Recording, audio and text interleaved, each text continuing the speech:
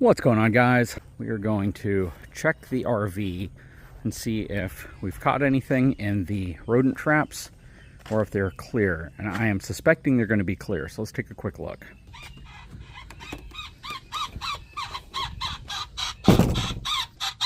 Alright, let's turn that down. That trap is clear. That one's clear. That one's clear. Again, we have that in here.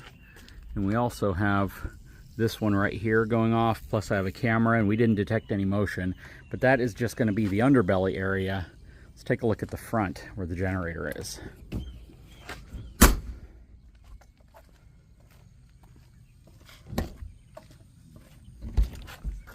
All right, trap is clear, and that's got a big old hunk of food on it, so if there were any in here, we definitely know. And some folks were asking, was I able to figure out what was going on with the generator? And the answer is yes. Basically, the battery was dead, so I had to swap out that battery with a new battery. That's a typical lead-acid battery, so that was a spare battery. It's actually the battery that came out of the front of the Surveyor when I put a lithium iron phosphate battery in that. So it's the perfect size, perfect group, and it works really well. The battery that we took out was right at 3.5 years old. So that's the reason why it was no longer accepting a charge. It was just worn out. So we put a new one in. This one is being charged by the system as well. It's kind of a redundant layer. If you guys recall how we set this up when we did the collaboration with GoPower and the NRVTA, they came out, they installed a solar setup, and they said, you know what, why don't we run a redundant system? In the event one goes out, it doesn't kill power to the entire unit. And that's what we did. Because occasionally we have accidentally kept this thing unplugged and we've drained the batteries dead. The two big 250 amp hour GoPower lithium iron phosphate batteries, I have 500 amp hours worth of battery power, which is the equivalent of 5 100 amp hour batteries. And yeah, they've died occasionally on me. So having a battery in here that essentially will act as a failover and give me the ability to still put my slides in, raise and lower the landing gear, all of that good stuff is pretty dang important. So this has come in really handy, and it was just time to replace that battery. But yeah, the generator works perfectly. We don't have any problems with it at all. I'm gonna crank it up real quick just to run it through a cycle. First, I'm gonna take this cover off. And if you wanted to know, the rat babies I got out were right behind here, and I was able to vacuum them all out. After I vacuumed them all out, I vacuumed all around there. I got everything out from behind there, and then I used a big leaf blower and I blew in there. I blew in from here, and everything came flying out here, all of the paper and stuff. And then I blew in from there, and more stuff came out from here, and did that about 10 different times. And ultimately, nothing else was coming out. So let me get some gas going on this thing, and then we'll turn it on. Okay, so it should crank pretty quickly.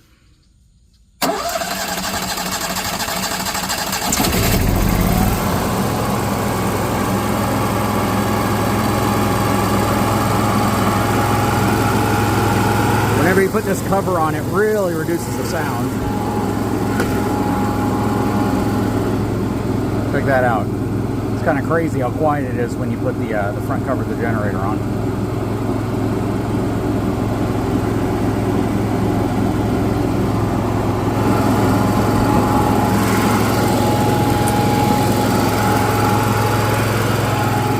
I'll let that run for a little bit. Anyways, let's get on to the rest of the video.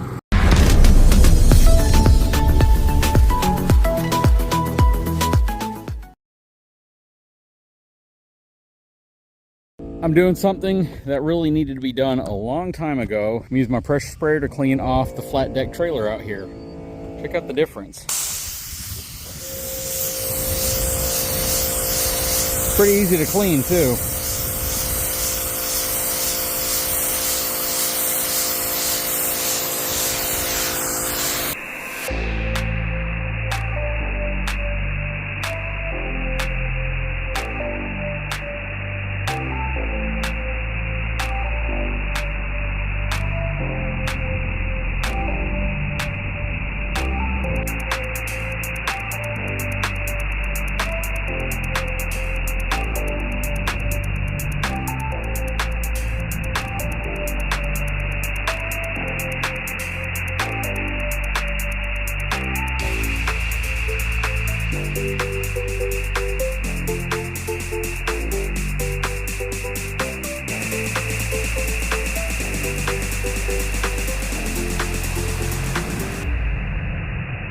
Okay, so I just got done pressure washing the deck of my 26-foot Texas Pride tilt deck trailer. This thing is absolutely a beast of a trailer.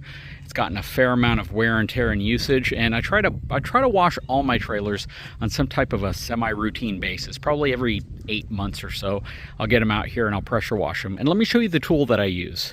So a lot of you probably remember I made a video on this Giraffe Tools pressure washer. The cool thing about it is it has a 100-foot retractable hose that is kind of built into this compartment right here. So you can walk out and get to the length you need and then just pull it and it will lock in place.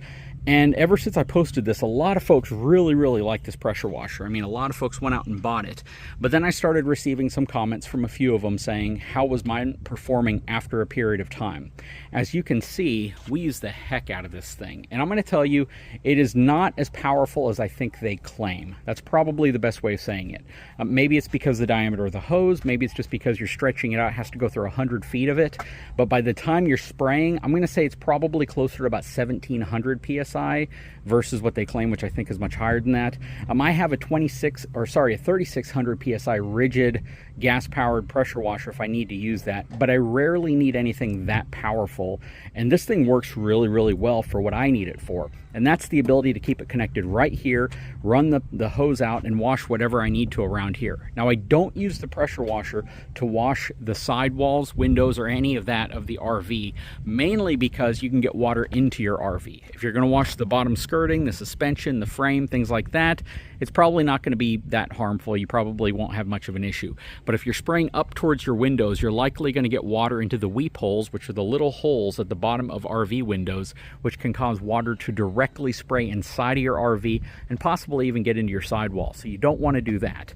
But that Giraffe pressure sprayer for me, even though again it's not quite as strong as I originally hoped it would have been, it does work really well, and I can do a great job cleaning off my trailers regardless of which one it is. It gets the dirt, the grime, the debris, the mud, whatever I have caked on off really well. And I love the fact that I can keep it there next to the shop and I can really run the cord out as long as I need, and I can extend the cord really as long as I need to get to almost anything I need to get to. It is easily capable enough from getting back there to the front of the gooseneck, to my fifth wheel, to almost any other space I need to get it without having to move the whole assembly. And that's kind of the problem with a lot of pressure washers. Even my 3,600 PSI rigid pressure washer, I have to run a water hose to it, and I'm constantly moving water hoses around. I'm constantly trying to reposition it so I can get around things that I need to use it on. But with that Giraffe tool product, it's really great because I can literally just pull the cord out or pull the hose out and have up to 100 feet, which is more than enough for almost any application I have. And this is not a sponsored video. I'm just giving you a follow-up, and you can tell I really put this thing to the test often. I use it all the time. It sits out here in direct sunlight for over half the day, and the hose hasn't crumbled on me. I haven't had any problems with the wand failing on me. The power hasn't gone out. I haven't had any electrical or plumbing issues with it. It's just worked, and that's really what I care about. Again, not quite the pressure that I would have hoped, but at the same time, more than enough pressure for just about 99% of the applications I would use this for, and that's perfectly fine for me. So this thing has worked really well. I don't even know honestly if they're still selling this product, so I couldn't tell you if you can still go out and buy it. I will look for a link. I will look for some type of information on it if this is something you're interested in. The one thing again I would just keep in mind is that it's probably not going to put out the pressure you're hoping if you're looking for something in that 2,500 to 3,000 plus PSI range. But if you need to get a pressure sprayer from a building, from the side of a home, from the side of your garage to an object that's within 100 feet away, boy, this thing sure does come in handy. And again, it's great at cleaning off my trailers. It's great at cleaning off the lower section of the RV. It's great at cleaning off my sidewalks. It's just a very functional, useful product.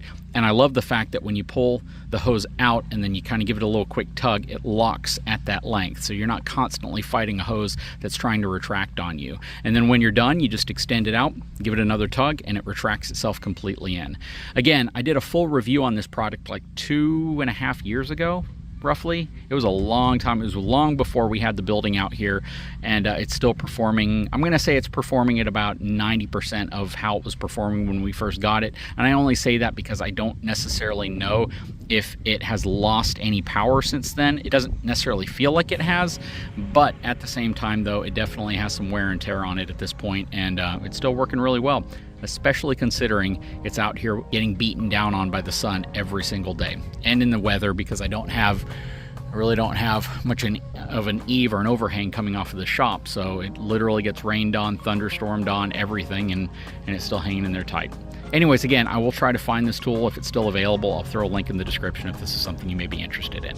Guys, if you haven't had a chance, please take a moment, subscribe to the channel, give me a thumbs up, and we'll talk to you again very soon.